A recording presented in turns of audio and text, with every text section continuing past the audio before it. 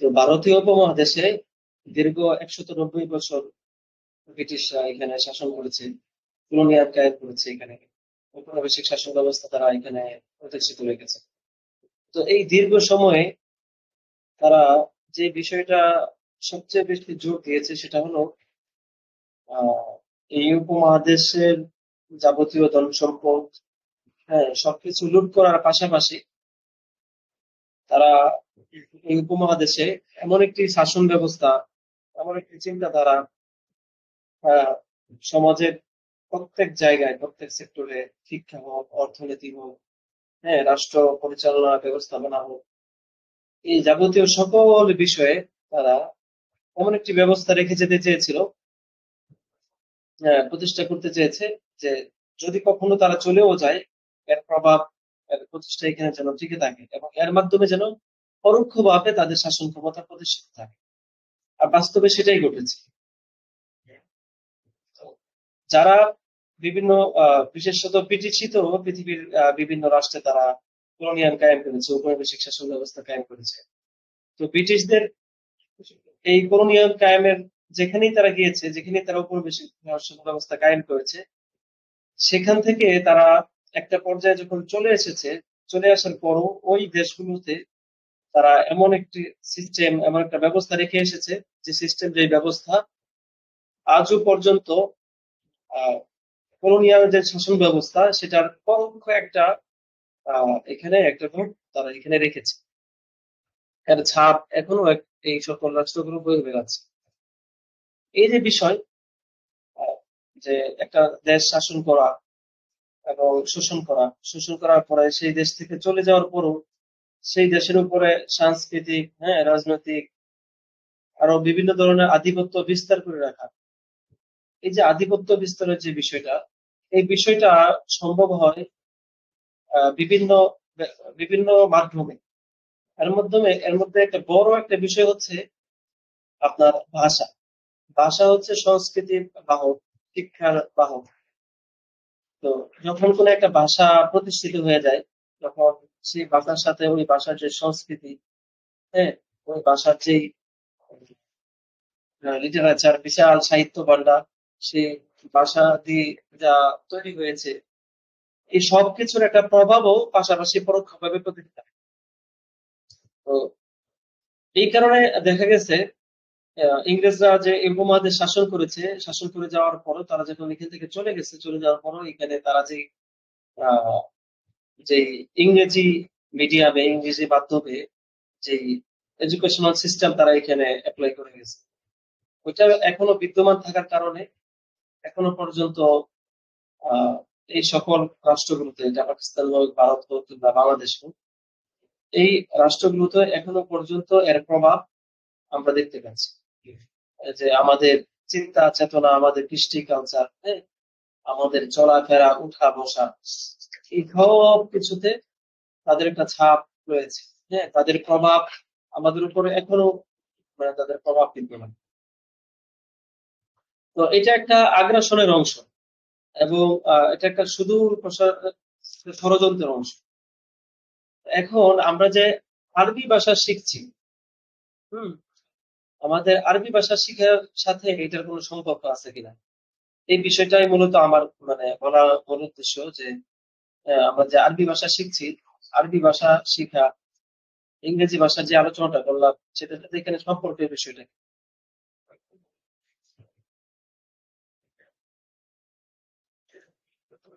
আচ্ছা, একটু কারেকশন করি, সেটা হচ্ছে একটু আগে আমি যে বিষয়টা বললাম সেটাকে ইংরেজিতে বলা হয় ইম্পেরিয়ালিজম। হ্যাঁ, যে কোন একটা রাষ্ট্রের উপর দীর্ঘদিন কলোনিয়াল শাসন ব্যবস্থা কায়েম করার পরও সেখান থেকে তারা যখন চলে যাচ্ছে, তারপরও এর একটা প্রভাব এখানে রয়ে গেছে এবং পরোক্ষভাবে তারা এখানের চিন্তা চেতনা, কৃষ্টি কালচার, অর্থনীতি, সমাজনীতি, রাষ্ট্রনীতি সবকিছু তারা প্রভাবিত করছে। এটাকে বলা হয় ইম্পেরিয়ালিজম। তো এটার সবচেয়ে মারাত্মক দিকটা হচ্ছে মনস্তাত্ত্বিক ভাবে তারা এখনো রাজ করে যাওয়া, আমাদের উপর প্রভাব বিস্তার করে যাওয়া। আর এটা সম্ভব হয় যখন আমরা তাদের ভাষাকে চর্চা করি। কারণ আজকে যদি আমরা ইংরেজি ভাষা চর্চা না করতাম, তাহলে ইংরেজি ভাষায় রচিত যে বিশাল সাহিত্য ভান্ডার, হ্যাঁ, তাদের যে কৃষ্টি কালচার, এই বিষয়গুলো আমাদের কাছে এত সহজে পৌঁছতো না, এবং আমরা এগুলো দ্বারা এত তাড়াতাড়ি প্রভাবিত হতাম না। এটা অনেক একটা বড় মাধ্যম আমাদের উপর, ইংরেজদের, বিধর্মীদের কৃষ্টি কালচার আমাদের উপর, আমাদের চিন্তা চেতনা সব জায়গায় এটা প্রভাব বিস্তার করার জন্য। তো যাই হোক, এখন আমরা আরবি শিখছি। তো আমরা যে আরবি ভাষা শিখছি এটার সাথে এটার সংশ্লিষ্টতা কোথায়?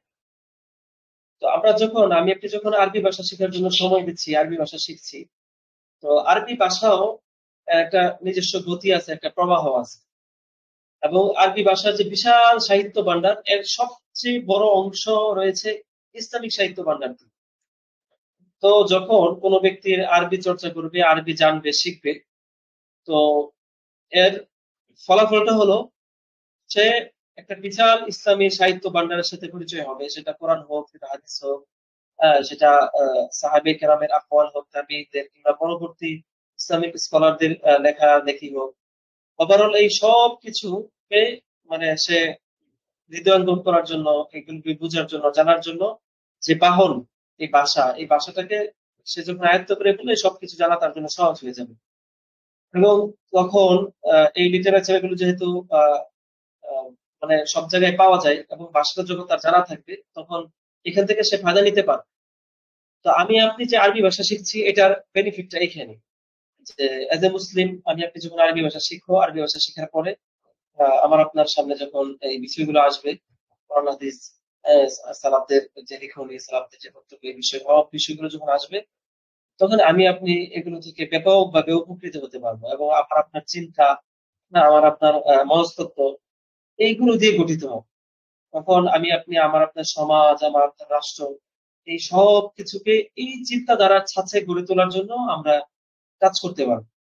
তো এটা হচ্ছে একটা বড় পাওয়া আরবি ভাষা শেখার জন্য, বিশাল একটা পাওয়া। তো এই কারণে আমরা চেষ্টা করব ইংরেজি ভাষার বিপরীতে আমাদের দেশের যে সকল ভাষা চর্চা হয়, ইংরেজি ভাষা আহ, জীবিকার তাগিদে বা বিভিন্ন প্রয়োজনে ইংরেজি ভাষা চর্চা হচ্ছে। তো ইংরেজি ভাষা আমাদের সমাজে যেভাবে প্রাসঙ্গিক হয়ে গেছে, এই ভাষাটাকে আমরা এর চেয়ে বেশি প্রাসঙ্গিক করে তুলে ধরা সমাজের সামনে। এবং সমাজের সর্বস্তরের লোক, তারা যেই চিন্তাধারার হোক, যেই পথের হোক, যেই মতের হোক, তাদের সামনে বিভিন্ন অ্যাঙ্গেলে, বিভিন্ন আঙ্গিকে আরবি ভাষার শিক্ষাটাকে সহজ করে দেওয়া। হ্যাঁ, আরবি ভাষার উপকরণ, আরবি ভাষার যত বিষয়গুলো আছে, এই বিষয়গুলো যেন তাদের সামনে খুব সহজভাবে আমরা নিয়ে আসতে পারি, এবং এর দিকে আমরা ব্যাপকভাবে দাওয়াতি কাজ করি। তাহলে কি হবে, একটা সময় পরে দেখা যাবে যে আরবি ভাষার সমস্ত উপকরণ, সেটা অডিও হোক, ভিডিও হোক, সেটা অনেক আহ, বই লেখার মাধ্যমে হোক, পিডিএফ ফ্রি শেয়ারের মাধ্যমে হোক, মানে আমরা যদি অনেকের কাছে আরবি ভাষা শেয়ার করতে পারি, এর জন্য পর্যাপ্ত ক্লাস আমরা যদি অনলাইনে আপলোড দিয়ে রাখতে পারি, এই উপকরণগুলো যদি আমরা সকলের উপযোগী করে তুলি, এবং আমরা যদি তখন এর পক্ষে দাওয়াতি কাজ চালাই, আমরা এই, আরবি ভাষায় ক্যাম্পেইন করি বিভিন্ন ভাবে, তখন একটা পর্যায়ে আসবে যখন সমাজের সকল স্তরের সেই যেই সাইটের লোকই হোক, হ্যাঁ, আজকে দেখা গেছে, দেখেন মাদ্রাসা ছাত্ররা তারা ইংরেজি ভাষা শিখছে, কারণ কি এটার বিভিন্ন প্রয়োজনীয়তা দেখা দিয়েছে, এটা শিখতে সে নানা কারণে বাধ্য হচ্ছে। আমরা যখন আরবি ভাষাটাকেও এভাবে প্রাসঙ্গিক করে তুলি, এবং সমাজের যারা স্কুল কলেজ ইউনিভার্সিটিতে পড়তেছে, বা যা দুনিয়া বিভিন্ন বিষয় নিয়ে আছে, তাদের সামনে যখন এর বিভিন্ন যৌক্তিকতা, প্রাসঙ্গিকতা আমরা তুলে ধরতে পারবো, এটার গুরুত্ব বুঝাইতে পারবো, এবং তারাও যখন ব্যাপকভাবে এই ভাষাটা, আরবি ভাষাটা চর্চা করবে, তখন ইনশাল্লাহ আমরা একটা সুদূর প্রসারী এর ফলাফল পাবো। আজ থেকে 10-20 বছর, 20 বছর, 30 বছর পরে আমরা দেখবো যে আলহামদুলিল্লাহ আমাদের এই দেশের, হ্যাঁ, ম্যাক্সিমাম মুসলিম তারা আরবি ভাষাকে জানে। আরবি ভাষা জানার কারণে তাদের সামনে কোরআন সুন্নাহর যে বিশাল এক জ্ঞান ভান্ডার, এটা উন্মুক্ত হয়ে গেছে। হ্যাঁ, সালাফদের যে বিশাল সাহিত্য, হ্যাঁ, বিশাল যে তাদের যে আহ আহ কর্ম, এই কর্মগুলো তাদের সামনে উন্মুক্ত হয়ে গেছে, তারা ওইগুলো থেকে উপকৃত হতে পারতেছে। এবং এটার কারণে সব মানুষের মনস্তত্ত্ব, মানুষের চিন্তাধারা এটার উপর ঘুরতে থাকবে, এবং একটা জেনারেশন, 2টা জেনারেশন, 3টা জেনারেশন এইভাবে কোরআন সুন্নাহ এবং সালাফদের বাণী, এই বিষয়গুলো দ্বারা প্রভাবিত হওয়ার ফলে একটা দীর্ঘ সময় পরে দেখা যাবে যে আলহামদুলিল্লাহ এই দেশের একটা বিশাল জনগোষ্ঠী, তারা এখন কোরআন সুন্নাহ এগুলোর প্রতি পজিটিভ, হ্যাঁ, এবং এগুলোর প্রতি অনেক আগ্রহী। এগুলোর মাধ্যমে তারা তাদের আদর্শ তারা গড়ে তুলেছে, তারা তাদের পরিবারকে এই শিক্ষা থেকে শিক্ষা নিয়ে, হ্যাঁ, তার পরিবার ওইভাবে গড়ে তুলেছে, তাদের সমাজকে তারা এইভাবে গড়ে তোলার স্বপ্ন দেখছে। তখন আমাদের যে আহ আমাদেরকে আল্লাহ তারা যে কারণে সৃষ্টি করেছেন, পৃথিবীতে আমাদের টিকে থাকা, আমাদের বেঁচে থাকার যে কয়েকটা মূল লক্ষ্য, আল্লাহ রাসূল সাল্লাল্লাহু আলাইহি ওয়াসাল্লামকে আল্লাহ তাআলা যে কারণে প্রেরণ করেছেন, লিইয়ুযহিরাহু আলা দ্বীনি কুল্লি, হ্যাঁ? সমস্ত দিনের উপরে যেন এই দিনটাকে বিজয়ী করা যায়। এটা হলো রাসূল প্রেরণের একটা মুখ্য উদ্দেশ্য। তো আমরা তখন লিইয়ুযহিরাহু আলা দ্বীনি কুল্লি, সমস্ত ইসম, সমস্ত মতবাদ, সমস্ত দিন, হ্যাঁ, যে ইজম, যে মতবাদগুলো ইংরেজি ভাষা, আ ঔপনিবেশিক শাসন এগুলোর কারণে আমাদের উপর চেপে বসেছে, আমাদের চিন্তাধারায় এগুলোর উপর এগুলোর প্রভাব বিদ্যমান। এই বিষয়গুলো আমরা দূর করাটা সহজ হয়ে যাবে। তো বলা চলে, আমি যদি আরো আরো আরো শর্ট করে বলতে চাই বা মূল কথাটা বলতে চাই, সেটা হলো যে আমি আপনি আরবি ভাষার শিক্ষার বিপ্লব যদি ঘটাইতে পারি, আরবি ভাষা শিক্ষার উপকরণ যদি সকলের সামনে সহজ করতে পারি, আরবি ভাষা শিক্ষার যৌক্তিকতা যদি সকলকে আমি আপনি বুঝাতে পারি এবং এর দিকে দাওয়াত দিয়ে নিয়ে আসতে পারি, তাহলে ১ জেনারেশন, ২ জেনারেশন, ৩ জেনারেশন পরে আমরা একটা ভালো ফলাফল পাবো। এবং এর মাধ্যমে রাসূল সাল্লাল্লাহু আলাইহি সাল্লামকে প্রেরণের যেই মহান উদ্দেশ্য আল্লাহ তাআলার ছিল, যে লিইয়ুযহিরাহু আলা দ্বীনি কুল্লি, সমস্ত দিন, সমস্ত ইসমের উপরে আল্লাহ তাআলার দ্বীনকে বিজয়ী করা। এই যে মূল উদ্দেশ্য, এই লক্ষ্য উদ্দেশ্য বাস্তবায়নে আমার আপনার এই কাজটা, আমার আপনার এই চেষ্টা প্রচেষ্টাগুলো বিশাল কাজে দিবে। তো এটা হবে আমার আমার আপনার আল্লাহ তাআলার যে লক্ষ্য উদ্দেশ্য, সেই লক্ষ্য উদ্দেশ্য বাস্তবায়নের জন্য একটা বিশাল পদক্ষেপ। তো আমরা ইনশাআল্লাহ এর জন্য বিশাল একটা আজরও পাবো। তো এই কারণে আমি আপনাদেরকে বলবো যে আমি আপনি আরবি ভাষা যে শিখছি, এটা আমি আপনি যেন নিয়তকে পরিশুদ্ধ করে শিখি। যে আমি কোরআন সুন্নাহকে বোঝার জন্য আরবি ভাষা শিখছি।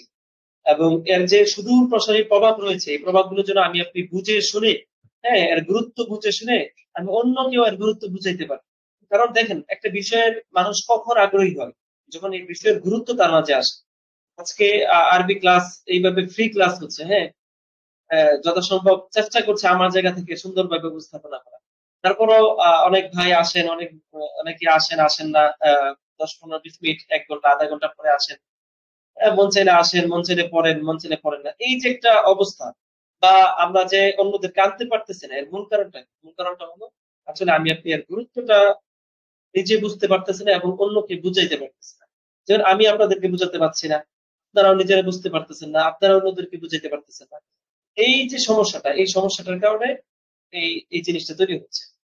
তো এই কারণে আমার আপনার উচিত আসলে নিজেও আরবি ভাষা শিখার, মানে শিখছি কেন শিখছি জানি না, এমনটা যেন না হয়।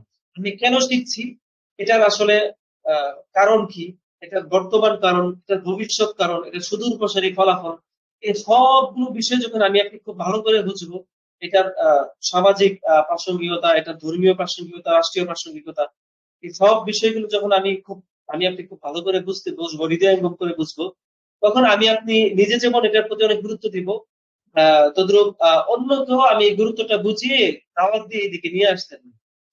এই কারণে আমি আপনাদের নিকট বিনীত নিবেদন থাকবে যে আপনারা আরবি ভাষা শিখাটাকে স্রেফ একটা ভাষা শিক্ষা, ভাষা শিখছি, এই এই চিন্তা থেকে শিখবেন না। আপনার এটা জেনে রাখতে হবে যে আমি আরবি ভাষা শিখছি মানে আমি কোরআন সুন্নাহকে বুঝার জন্য আরবি ভাষা শিখছি। আল্লাহ তাআলার কালাম বুঝার জন্য, রাসূল সাল্লাল্লাহু আলাইহি ওয়াসাল্লামের কথাবার্তা বুঝার জন্য, এবং পরবর্তী যে ইসলামের বিশাল এক জ্ঞানভান্ডার, সেই জ্ঞানভান্ডারের সাথে পরিচিত হওয়ার জন্য আপনি আরবি ভাষা শিখছি। পাশাপাশি এই আরবি ভাষা শিক্ষার যে লিয়ানফিরাও আলা দ্বীনি কুল্লি, এই দ্বীনকে বিজয়ী করার জন্য মানুষের মনস্তত্ত্ব আ এবং মানুষের সামাজিক, পারিবারিক এবং রাষ্ট্রীয় যে প্রভাবটা রয়েছে আরবি ভাষার সাথে, এই বিষয়টাও যেন আমি আপনি বুঝে শুনে এই আরবি ভাষা শিখি। আল্লাহ পাক রব্বুল আলামিন আমাদের সবকিছুই তৌফিক দান করুন।